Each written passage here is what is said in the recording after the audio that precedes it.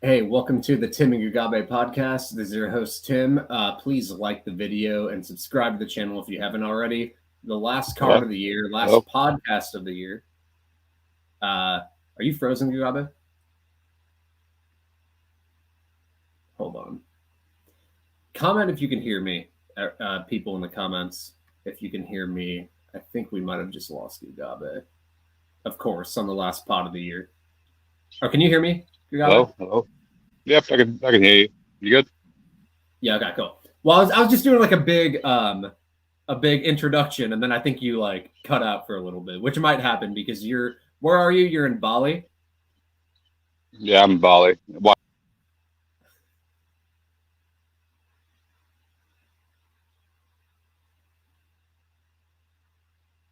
I have no idea what's going on.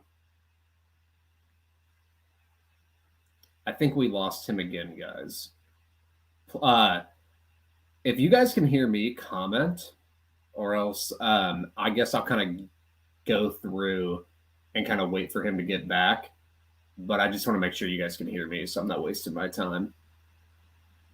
But Hello? Hello? There we go. okay, so they hear me, but you're cutting in and out a little bit, so it looks like they're hearing me. But okay. Uh, Anyway, we'll try to do this as best as we can. But we have a good card, UFC 296. But we will. Gugabe, get some. Hold on, I'm messaging him. He needs to get some Wi-Fi. I'm fine. I think the video is probably going to tax a little bit too hard, so I'm just Can going you to hear me at go least? If you can hear audio me, only. then fine. Okay. All right. Well, Yeah, I can hear you. I can hear you. okay. Cool. All right. Anyway, we just might lose you on video, but Yeah. last card was Yadong and Gutierrez. Gugabe, do you have anything to say about that fight? I honestly skipped it. To be honest. Like, I got like 2 minutes in, and I was like, "This is not going anywhere good," and I skipped it, which I think was the correct decision for Yeah. everybody.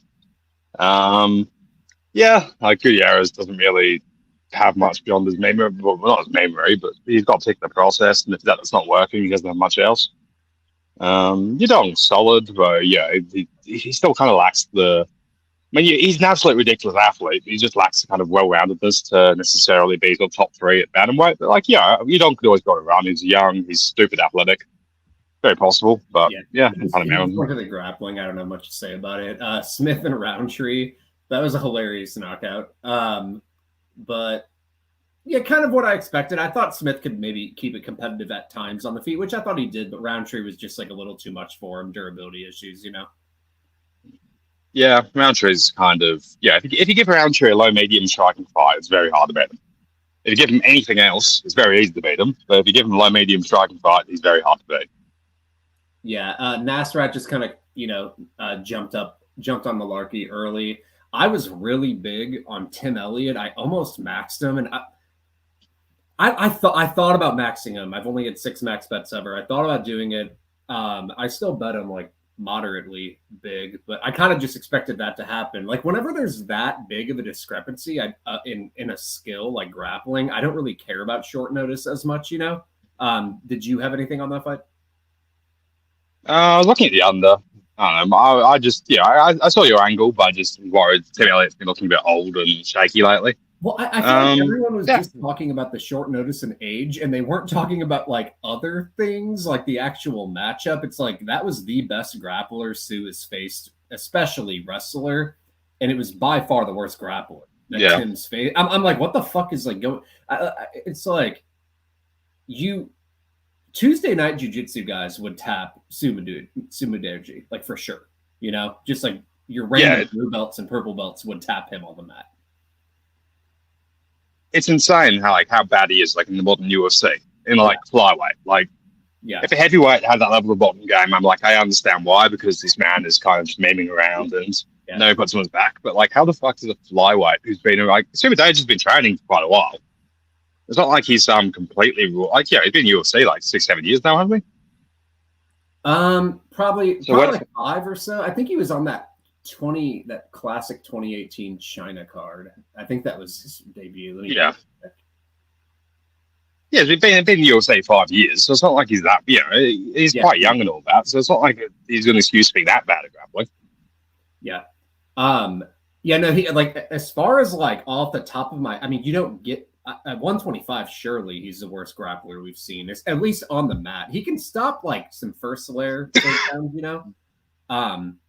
But yeah, like I'm not one of these guys who's like, oh, I can beat UFC fighters. But if like my life was on the line and I had one guy, if they were like, you have to beat a UFC fighter in a fight, who would you pick? I would pick Sue, because I'm like, I actually think I could do something to him on the mat. That's like how bad he is on the mat.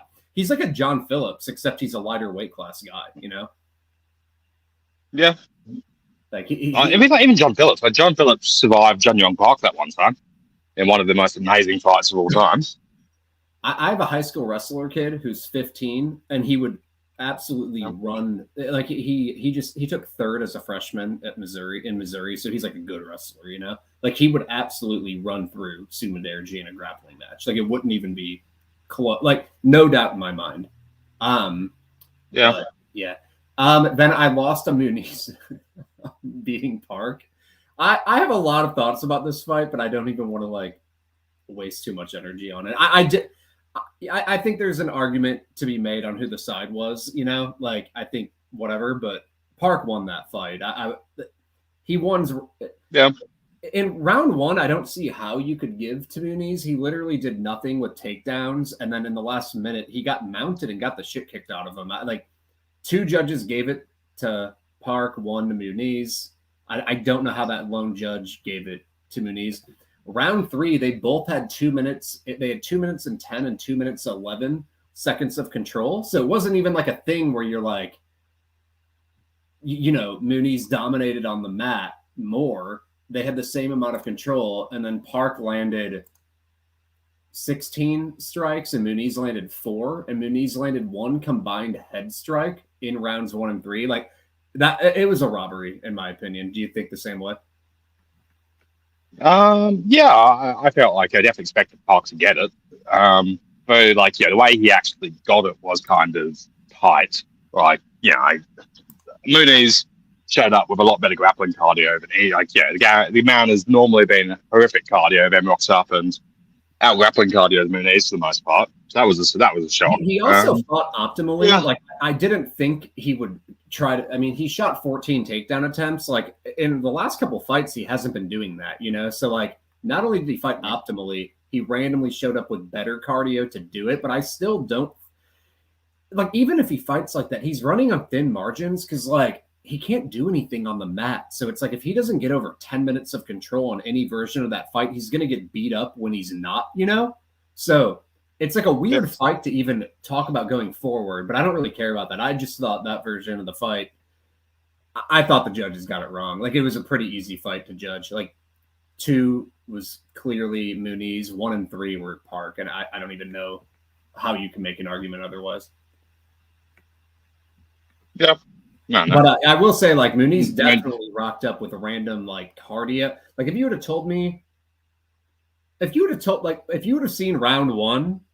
Park was like minus 900 after that round for good reason, you know?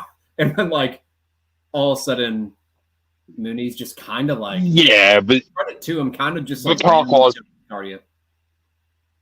But Park was plus 200 with 45 seconds left in round 1. Like the way he got mounted was kind of out of nowhere. Oh yeah, but I kind of expected the grappling success of Muniz early, but I thought Park would survive reverse, and then it would kind of be downhill from there. So like that live line was like always like a thing I thought could happen. It's just, you know, But anyway, I don't feel like talking about that fight anymore. Giuseppe versus Kanan, I don't really care. Park and Ross was pretty funny. Costa Garcia, Garcia is kind of tough to deal with if you don't knock him out because he just goes like nuts on you. He's just like What did you think of that one? That was a fun one.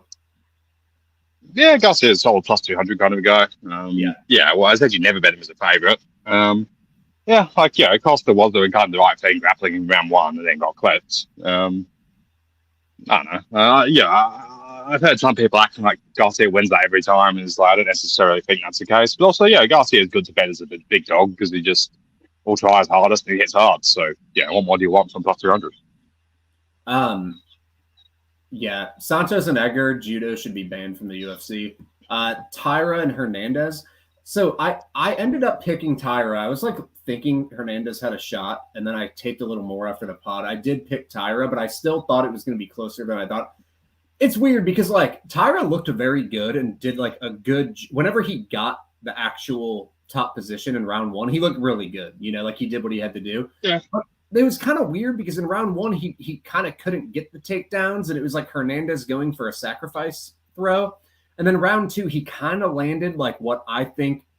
I don't think he's going to be knocking guys out going forwards. I kind of think it was random, but it's weird because I don't want to shit on the parade. I still like Tyra. Like I actually think he's clearly like when he gets those positions on top is a very good grappler. But I do think, and like obviously seeing what he could do to Hernandez on top, you got to favor him obviously pretty heavy in that matchup again. But I still did think there was a little bit of like a randomness to it because round one, he got top position off a sacrifice throw by Hernandez. And then in round two, he kind of just like winged a random punch, you know?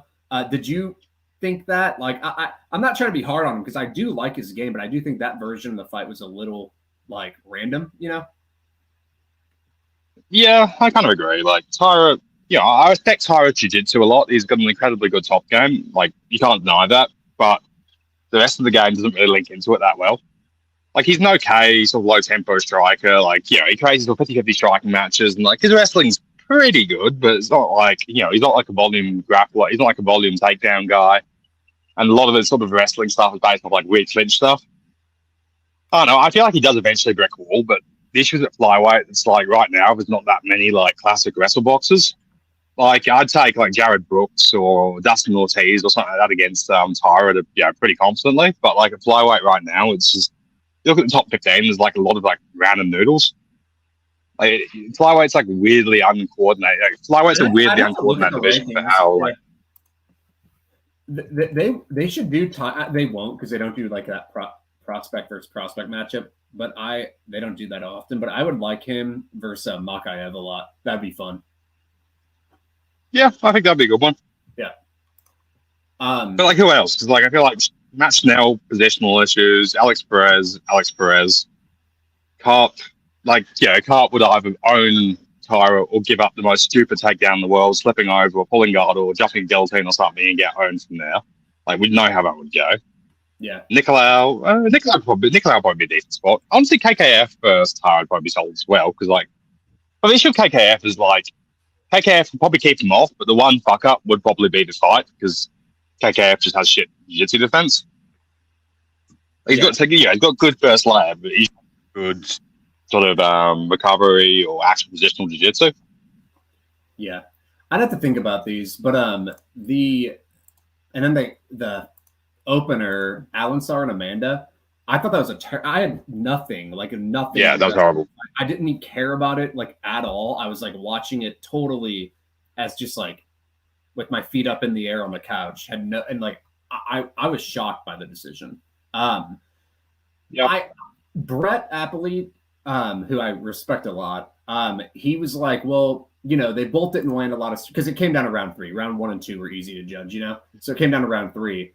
And he was like, head strikes were 9 to 8 only in Amanda, and she didn't do enough. And I was like, I agree she didn't do much, but she still landed 14 to 10 in strikes. And like, I know the head strikes are close, but the one leg kick Amanda landed was like better than anything Alansar landed in the fight. And also like Amanda landed like 3 or 4 actual qualitative shots where I can't even remember one punch Alansar landed, I thought it was, and the odds makers like agreed. Amanda was like minus like 600 or higher going into the decision. Did you kind of think that was a robbery? I thought it was low tempo enough for like judges to be dumb, but it was also like kind of easy to judge. I don't know.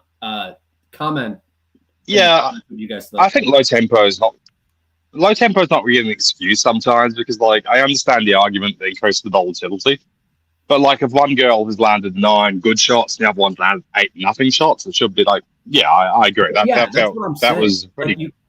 That's what my response to Brett was. I was like, well, it was. I understand they didn't land a lot, but like it almost made it like kind of easy to judge. Where like Amanda landed a few good shots that like one of them like wobbled out Alansar. And Alansar, I don't think landed like anything that I could even remember. It was a pretty bad decision. And I think like it was not, every single media member gave it to Amanda except one. Like the judging, they got two really bad ones, you know, like that and the Park fight. I thought were like clearly wrong. Yeah. I don't know. Like, But like, I feel bad for it's a Amanda. low level fight anyway. It's whatever. Yeah. All right, let's get into UFC 296. What everyone is like, you know, really, really good card, top to bottom. If you have time, Gugabe, we could go through more than the main card, especially if anyone wants to talk about them. Comment below if there's any prelims you want to talk about. But Leon and Covington, good matchup. What do you think here? I'll let you go first. I mean, I think the Covington who beat RDA and who took it to Usman, I'd probably take, but I'm concerned he's getting a bit old. He hasn't fought in a while. Edwards' style seems to be made pretty well to shut down some of what they're doing clinch-wise and all that kind of stuff. Like, Covington's 35 years old and has the kind of style that will age poorly sooner or later, just my opinion. Like, it's hard to keep being Clay Guida past a certain point. But definitely Covington will pass. Like, the issue of Edwards is he never wins fights that firmly. Like, even against absolutely awful Usman, the margins of that fight were still very, very, very tight. Covington will pass, but might look for a life bet or something just so I can get a feel for how Covington's moving. Because I feel like at 35 with his style, he could just rock up and just not be it anymore. I do agree. I'm a little worried about just like the randomness and like Covington's form. I do tend to think we'll probably get a pretty normal version of him, but he is a little older and hasn't been fighting a lot lately. And he hasn't been fighting anyone really that great lately either. You know, it's kind of been like Usman is the only good guy he's fought in the last 4 years. Because then he fought like Woodley and who was the other one? Masvidal. So there's that. But as far as the matchup goes, I picked Leon because I do think he's a more technical striker and can probably land some really surely early in the fight he'll probably be landing the better shots and whatnot. And I do think his defensive grappling is good enough to where he can minimize the success of Covington. But I'm just worried like minus 160 is kind of steep for a guy because like you said, Usman looked really bad in that second fight. Some of it, or I guess it was technically the third fight, the second title fight. But I thought Usman just wasn't very aggressive, you know? And Leon was rightfully winning fine, but he made the fight closer than he should have because he's kind of just low output sometime, you know? He can make fights. He doesn't throw a ton of volume. He only lands 2.8 significant strikes per minute. It's he's only broken 100 significant strikes one time. I'm just worried he doesn't do enough. And then that can make the striking competitive enough to where a few takedowns for Covington can make this really competitive. And so I just feel the ceiling, if Edwards doesn't knock out Covington, I don't think he'll run away with the fight, you know? I do think he could knock out Covington though. We've seen Covington hurt a few times, but this is a close fight. I think it's a really competitive fight. I ended up going with Leon because I do think we'll get a lot of striking stretches, and I think he's a more technical striker, but his output worries me. And Covington, underrated striker too, just with his pressure. You kind of have similar thoughts. I kind of feel like you were in that league too. Yeah. I mean, gun to my head, probably Covington, because I feel like he's more likely to look minus a lot, just stylistically. Even, unless Edwards is knocking him out, I don't really see many situations where Edwards looks more than minus 200 rerun, unless Covington just rocks up. And just, While Covington, I could see plenty of versions where Edwards is looking good, then Covington wins a weasel split decision, or just kind of keeps himself in it. Whilst Edwards, I just feel I just don't think Edwards is that good, or he's got this annoying kind of frustrating style, but I just feel he's more like a Woodley kind of. He's more of a Woodley than he is Usman in terms of being a dominant champion. I can't really. I don't think Edwards is going to defend that many times. Just I feel the style makes it hard to consistently win fights. He's a good technical striker, but he's a neutralizer. You know, he doesn't. And these neutralizer versus output guys, sometimes they're hard to call, and that's exactly what we have here. I probably prefer to take Edwards KO plus 350, but his money line at minus 150. Just I feel without Edwards knocking him out, I just don't see how you're like, oh fuck yes, Edwards covered minus 160 in this fight kind of thing. Yeah, I just feel like I'd rather risk a little at the plus 350 than like take minus 160 on the money line and have Edwards do Edwards things. I think the line's reasonable given like we don't know exactly where Covington will be, and it probably will be a competitive fight, you know. But I do. I don't like Edwards at the price personally. I did pick him to win though, but I will say one angle like Covington live bet might not be a bad idea because Edwards wins like every round one ever, you know. So I do feel like I feel like he probably will win the first round, like when he's fresh. I feel like if Covington, that will also give you time to like see how Covington looks, you know. And I think even if he looks good, he might lose the first round anyway, you know. So you can kind of get like double confirmation. But yeah, it's a good fight. Like I'm kind of excited for it. I think Leon's a good fighter. I do kind of get bored of his fights, like honestly, but just as a fan. But I could see this kind of just being like whatever. I don't know, like a lot of clinching versus a cage and shit too. Yep, nice. Yeah. Pantoja and Royval. I know you have an opinion here. I'll let you go first. Hello. Yeah, you can go first. Pantoja and Royval. Yeah, Pantoja or Royval. I kind of feel like Pantoja's been where it's just like he's just he's been on the edge of calamity so many times in so many fights and just kind of squeezes it out for pure grit, which I appreciate. But like, I just don't think he's good anymore because like he's only got like 6 minutes of gas tank at flyweight and needs a back takes. I felt Royval was going to win the first fight a decent clip. Like Pantoja looked like he was exhausted when he got the final back take. Yeah, unless I don't see how he can be this confident, Pantoja, unless you think he's like finishing inside 2 rounds and like a flyweight. Is that really enough in minus 180?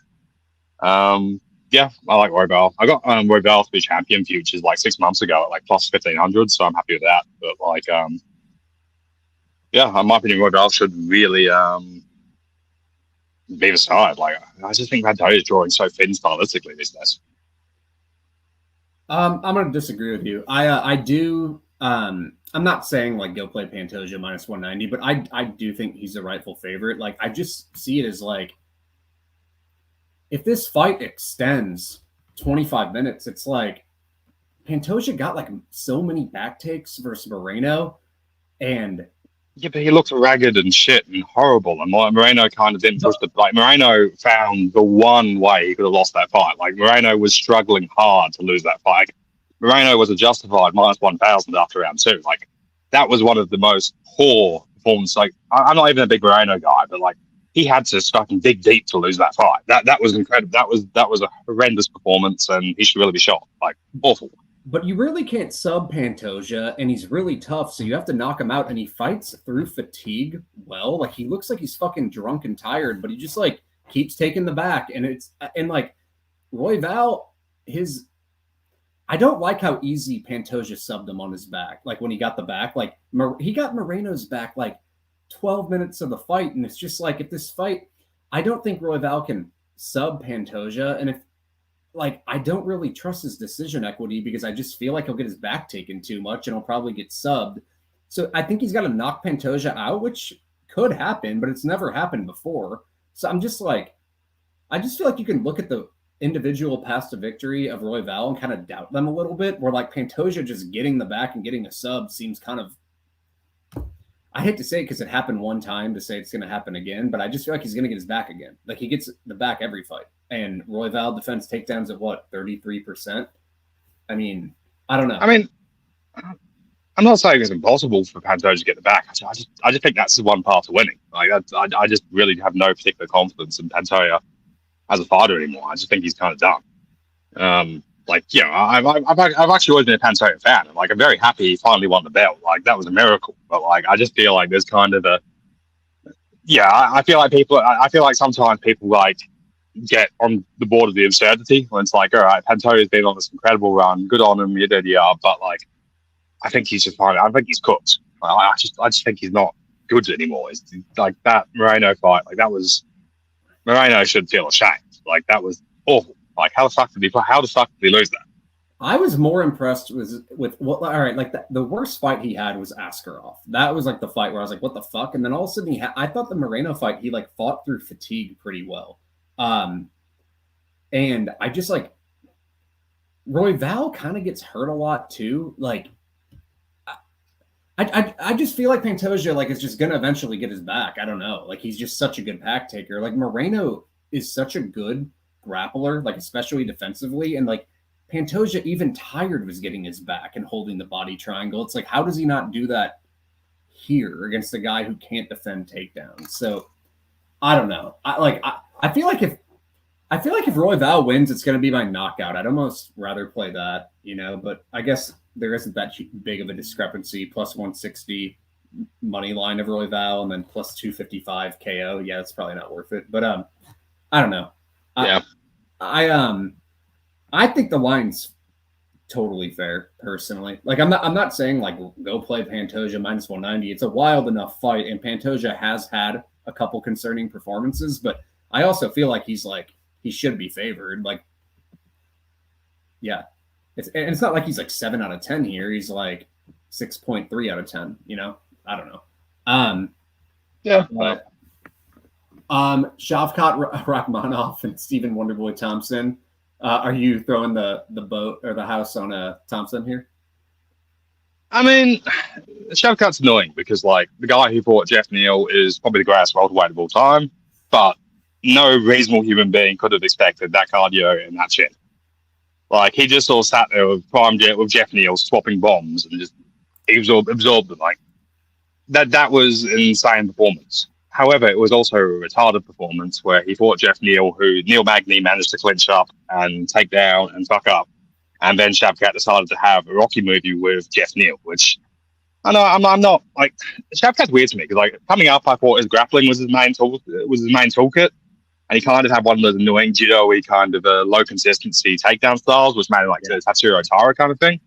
Then you watch the Jeff Neal fight, and it's like, all right, this man is a physical god who will push an insane pace.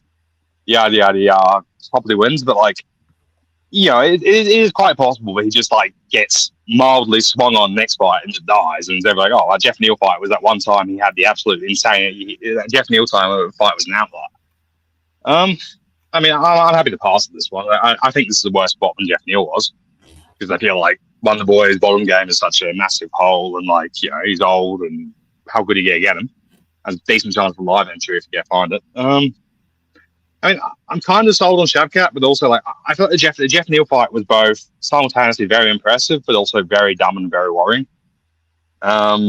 Just in terms of like how he approached it, I think Shavkat's fine. Pass. Yeah, I think Shavkat should win. Like he has a lot of paths to victory, the age discrepancy and everything. The one thing I will say is a lot of his takedowns are like Shavkat. I'm a big fan of his defensive grappling. Like I've said that. Like I think he would beat Khamzat, like clearly. But his offensive wrestling, like he's good in top. Like he's a good submission grappler. He can do some things, but his actual takedowns, and you kind of hit on it about like judo-y, there are a lot of like upper body stuff where he'll get like overhooks and then look for trips and shit. And that can work on a lot of guys, but like that wasn't working against Jeff Neal. And I do just like wonder, like Wonderboy, he really struggles if you like blast a double leg below the waist, like you don't see Wonderboy because he like moves with his feet really well. You don't see him always getting like tied up and like thrown down easily. And that does just like worry me if like Wonderboy can keep it standing and avoid those like that upper body stuff, which isn't like the hardest takedowns to defend. And he gets a striking fight where like, obviously if it's a striking fight, you're not like nearly as confident in Khamzat at minus 625, so that's like the one worry I have. I'm just pointing out the like one worry I have for Khamzat, but I just don't think Wonderboy is going to get a pretty striking fight either. Like even if like he can't get the takedowns, I feel like Rachmanov will just keep coming like and crowding him, clinching him up, and just making it ugly, kind of like he did with Magny. But Yeah. So ultimately, I do think Rachmaninoff will win, but those takedowns, those offensive takedowns, I do think will get shut down. And they did against Neal already, but I do think they'll get shut down as you get steps up in competition. I don't have a ton of confidence in Wonderboy. He's like a 40-year-old karate guy to stop those, but if he can, it could get a little more interesting. Do you kind of like see that angle there? Yeah, that's pretty much my opinion. Okay. But like, it's also like, even if they don't work, it's like Rachmaninoff still might just straight win, you know, like even on the feet. But and he hits very hard. Tony Ferguson and Patty Pimblett. I'll let you take this one too. You taking a shot on Ferguson? Uh, uh, uh, eh. I mean, the Bobby Green fight might have been the Bobby Green issue, but like Ferguson did look a little bit more competent there. And Pimblett's best actual win is still like Jordan Leavitt. But I don't know. Ferguson will pass, but I think pass. Like I just can't be fucking into it. Probably getting depressing. I don't think anybody should play minus 300 on Pimblett. Like he's not very, Pimblett's not a very good fighter, and like Ferguson still has enough flashes that I just wouldn't take that kind of juice. But like, he probably should win, but pass. Pretty much same thoughts. Like I don't think we really need to get into it. Patty, like he's bad enough to where like Ferguson could theoretically compete, but it's like Ferguson just looks really bad nowadays. So I don't really have much to say. Let's get into Luque and Garry. I have a feeling you're going to be on Luque here. Luque looks so shit these days, though. Like the RDA fight, that was awful. Like, Luque randomly decided he was a control grappler, but he got completely owned in space. Like Luque from a year or two ago, I'd take quite happily, but I think he's just kind of done. Possibly. And like Garry should be able to cruise around the outside, just kind of like, make him move. Like I've always been quite low on Luque. I've never been super high on Luque. Like, I was very big on Neal against Luque back in the day, but like, I just feel like Garry, good footwork. Luque seems to be coming off the boil. Pass. One thing here. So Joel said this, like, what's the process I can make a minus 300? I honestly think like even just takedowns could. Like Ferguson's get up game and takedown defense nowadays are so bad. And even like Bobby Green, who isn't really that much of a control grappler, just kind of worked him on the mat with control. And we've seen like Dariush and Oliveira get like 14 minutes of control.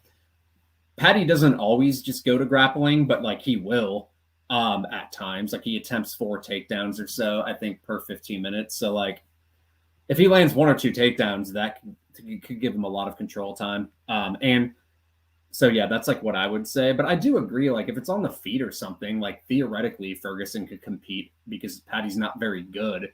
It's just I don't have a lot of faith in Ferguson anymore. I hope he wins. It would be cool, but I do just worry about him. But yeah, I think Goggins is training Tony, which I don't really get because like Tony's cardio has always been fine. But yeah, back to Luque Garry. I think Gary's just better at that distance where the fight will probably take place. He's 4 inches taller. His metrics are good. He lands a lot of strikes. Luque only lands over 6 significant strikes per minute. Luque defense strikes at 52%. And I agree, against RDA, his like distance striking did not look good. I do think he hits hard enough and he's dangerous enough with his like front chokes. So like a random finish could happen. I mean, we've seen Garry hurt a few times, but outside of Garry getting hurt, he's really dominated almost every UFC round, So it's kind of like Garry should probably just win its space and win the fight. What do you think of Mitchell and Emmett? That's not on the main card, but do you have any opinions there? I kind of feel like Emmett could be fucked because he's kind of old and he just took a ridiculous beating. But like, I honestly feel like Emmett is best is kind of an awful situation for Mitchell. Like, I just feel like he's like a harder version of the ego fight. Like, he's good first layer takedown defense. He hits absurdly hard, and he's kind of just like, it's hard to control guys built like Emmett. Like, it's just hard. I'd definitely be Emmett or pass. Just the issue with the Emmett age and having taken the big beating. But like, I think Emmett's kind of a horrible matchup for Mitchell. I disagree on this one. I played Mitchell minus 150. I got in on him early. So it's funny, Gugabe, before I researched, I kind of like had your opinions. I'm like, oh, well, like Emmett will probably be hard to take down and control. and on the feet he could bonk Mitchell, right? But on the feet, Mitchell's good at just like avoiding engagements. He's never been knocked out before, and like he actually outlanded Topuria, Ige, and what's his name, Feely at distance. Just because he stayed out of, like, he avoids engagement. So I like that. I'm not saying he's going to go outstrike Emmett easily or outstrike him at all. I'm just saying he can probably avoid the power. But when I looked into the fight, I was like, I looked at the takedown defense of Emmett, and it was 47%. And I'm like, oh, that's interesting. And then, he's had 13 UFC fights. 9 fights have been 0 or 1 takedown attempt by his opponents. And the only people who've attempted more than 2 takedowns were Topuria, who went 3 for 3 and controlled them a bit. Who was the other in one? round 5 after he already died. Agreed. Like, but also, like, that's fair. But then Holtzman landed 3 of 4, like back in the day. And then I think the other one was Ige shot for a few as well and landed 1. And I just feel like I didn't like I didn't like him on the mat that much when I went back in tape, and I just feel like Mitchell is going to attempt double-digit takedowns here, and I feel like he'll probably land at least 3, and then I think he can avoid engagements enough on the feet to where he'll just win. And then there's also the case of just like if Emmett just shows up shot, like we know Mitchell's not going to show up shot, and Emmett might, and Emmett's just not looked good lately, so I sneakily think like Mitchell should just win. Unless if he gets knocked out, which like could always happen. But when he was at -150, I was like, I'll take a shot on that, Yeah, I'm kind of waiting to see the market gets a bit wider. Again, Emmett being shot is the risk. KO is only plus 350, so like I'd rather just take money line. I don't know. I just feel like yeah. I hear what you're saying. I just feel like I was looking at like no one wrestles him really, and like the few times he did, I didn't think his like defensive grappling looked that good on the mat. I do feel like there's a reason people find it hard to wrestle him though, just because like he's so like compact and low and hits so fucking hard. Like people don't tend to be brave enough to go in there. And like I don't like Mitchell's have long distance. Like Mitchell's kind of run quite. Yeah, I think Mitchell's kind of run quite hot in his UFC career. Like even Barboza fight fluke. Top Euro fluked him, so it wasn't too bad. So I think who else? Like Ige fight, sort of 50-50. I don't know. I respect Mitchell's like sheer tenacity makes it so he can win close fights. Kind of like, part of Mitchell's style will help him win those kind of ugly 50-50s. But I just feel like there are versions of Mitchell's career where he's nowhere near as successful without being too big a difference. Like he's just had like a few like big momentum shifts, that kind of stuff goes away. He's had some I'm not.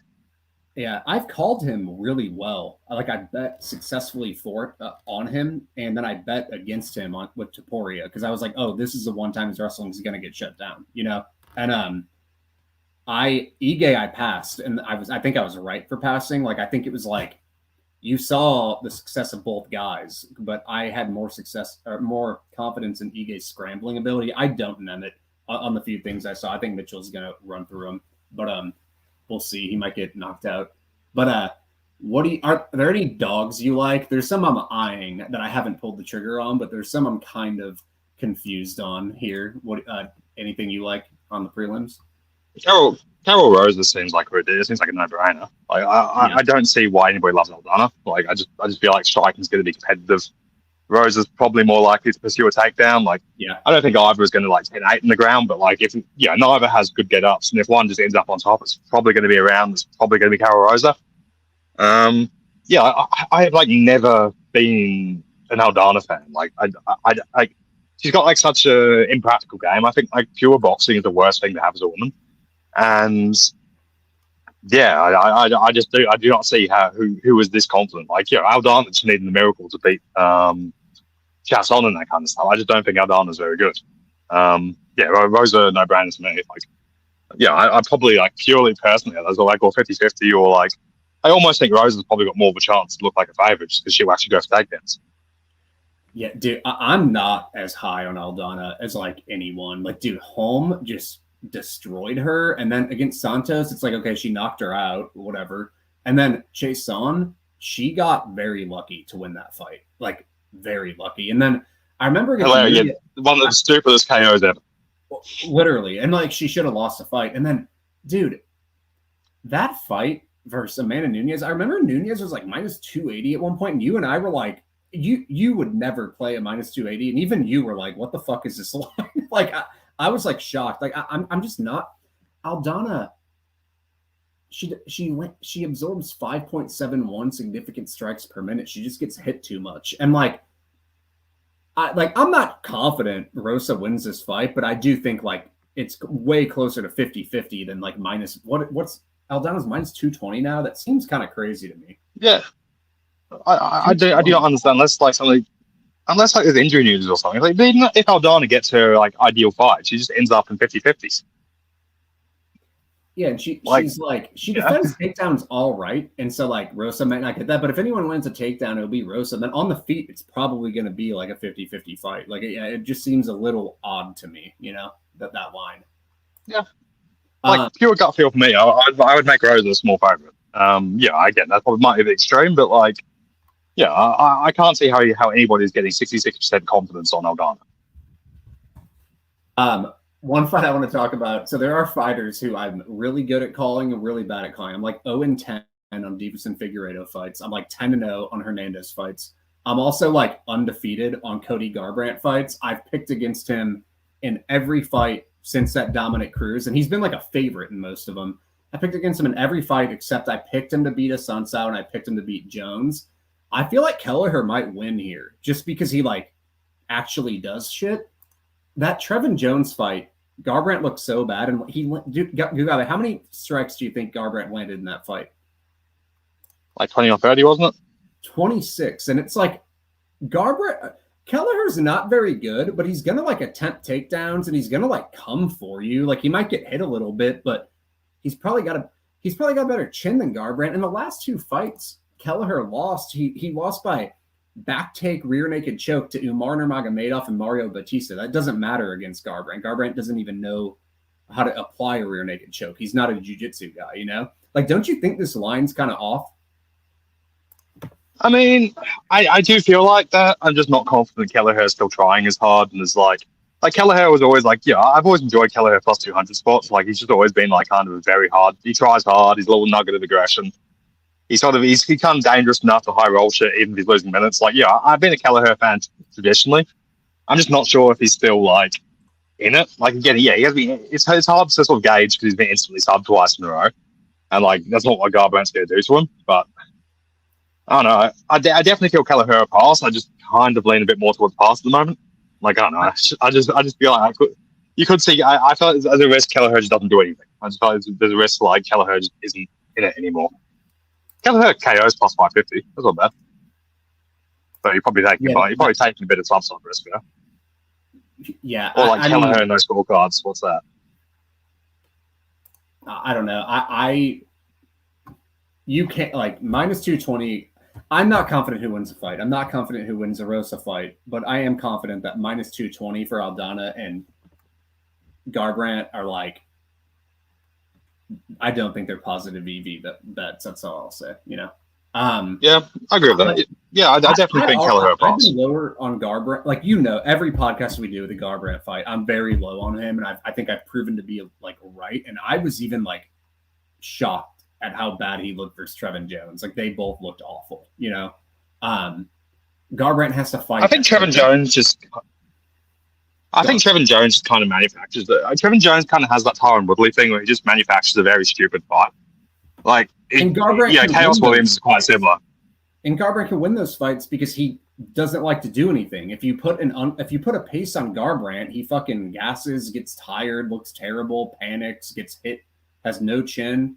Like, if Kelleher Kelleher can win this fight. If he just goes for Garbrandt, he can definitely win this fight. If he gets scared off by like a counter or something from Garbrandt, then sure, Garbrandt could win. Maybe he could clip him, but like,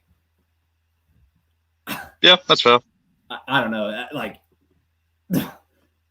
I'm not confident. Minus 220, like, at all. I just wanted a little bit. I want plus 200 Kelleher. If I can get plus 200, I'll pull the trigger. Or like, yeah, Kelleher KO 2-3 and something like plus 1100. KO line on Kelleher is like very tempting. I just feel like it's like Kelleher. I don't know. He hasn't looked like that bad in. I don't know.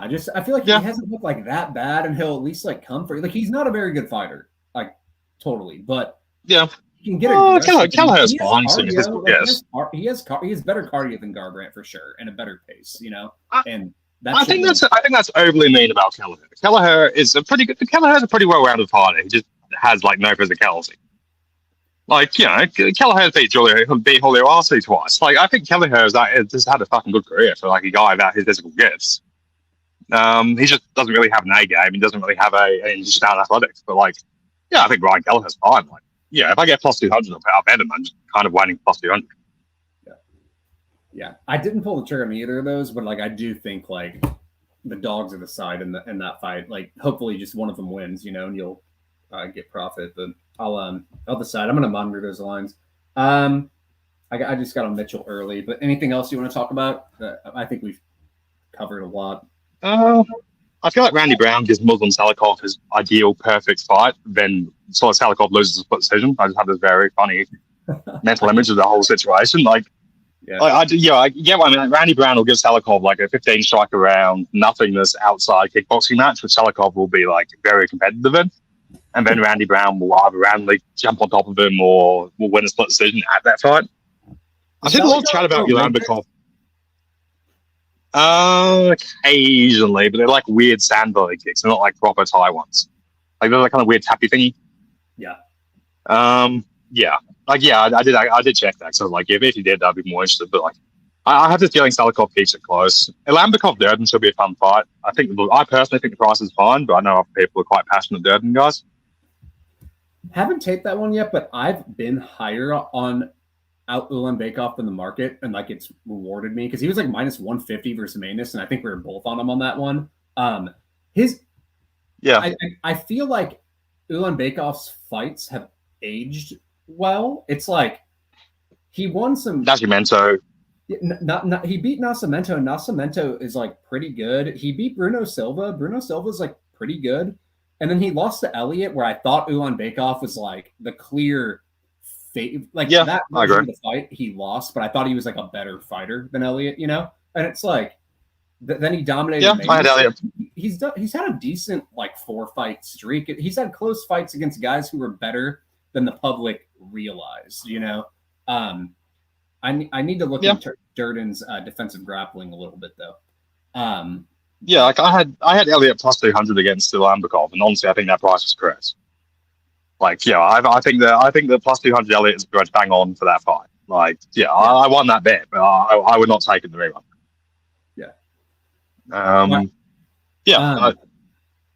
Anything else? I'm about done. So. Well, good for me. Neil, the return of Casey O'Neill's going to be hilarious. Hopefully, she remembers she's a grappler. Yeah. She shot one takedown in her last fight, though. I mean, Jennifer Meyer is probably better at jiu-jitsu. Like, the issue of Casey O'Neill, she's not actually very good at jiu-jitsu. But like this fight is going to be hysterical because like Lipsky's going to be winning every minute, then we'll fall over once, and it was Michael Johnson. It's a classic one. Those are hard fights to call because it's like O'Neil might not land takedowns or go to them, but if she gets on top, the fight's like probably over, you know. I'd much prefer taking ITD plus 160 over Neil minus 200. Yeah, like there is no if you have to take N's ITD over Casey, Casey O'Neill or money line.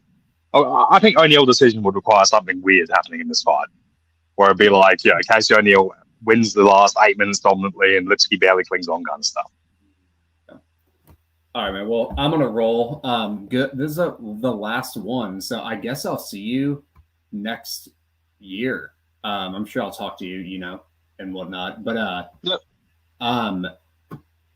I won't mention why, but you might not be able to do some pods for a while next year, right? See how it goes. All right, just they're moving me solitary again, so it should be fun. All right. Well, thanks for listening. Cliffhanger there for the listeners. They have no idea what we're talking about. Anyway, we'll okay. Well, I'll touch base with you on that. If not, like I might have to do these solo for a while. But all right, I will talk to you I'll keep in touch. We'll talk about this card. But thanks everyone for listening this year. We actually had like a consistent run this year, Gugabe, like way better than usual. So yeah, had a good year. Yep. Good work, everybody. Yep. See you, buddy. Catch you guys.